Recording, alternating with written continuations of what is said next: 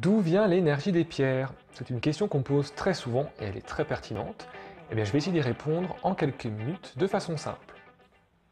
Une pierre est restée des millions d'années sous terre pour grandir, pour pousser, et puis une fois sa formation terminée, elle est encore restée des millions d'années sous terre avant de remonter vers la surface du sol.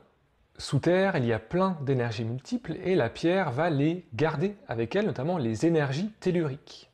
Et même une fois à l'air libre, la pierre conserve avec elle ces énergies.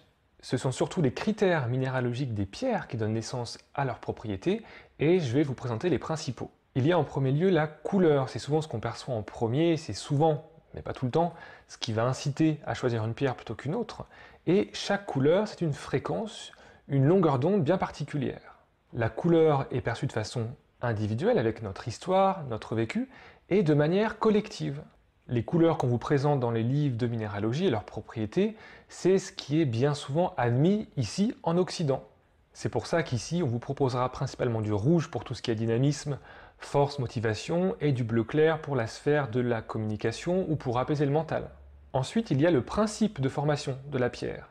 Une pierre, elle est soit magmatique, sédimentaire ou métamorphique. Chaque formation a un impact énergétique bien spécifique sur la pierre. Il y a aussi la dureté des pierres, ce qu'on peut mesurer sur l'échelle de Mohs. Les pierres d'une dureté de 1 à 5 ont plutôt tendance à absorber les excès d'énergie, et les pierres d'une dureté de 5 à 10 vont plutôt renvoyer l'énergie ou dynamiser notre propre énergie. Il y a bien sûr le critère des oligo-éléments. Alors, en lithothérapie énergéticienne, on est bien d'accord, il n'y a pas de transfert des oligo-éléments de la pierre dans notre corps. C'est simplement les oligo-éléments qui rentrent en résonance entre la pierre et notre corps. On peut faire un travail particulier pour habituer le corps à la présence d'un oligo-élément, comme on pourrait le faire avec l'hématite par exemple, pour habituer le corps à la présence du fer. Et puis il y a bien sûr les systèmes cristallins. Une pierre pour grandir, elle a suivi un schéma répétitif en 3 dimensions, une maille cristalline.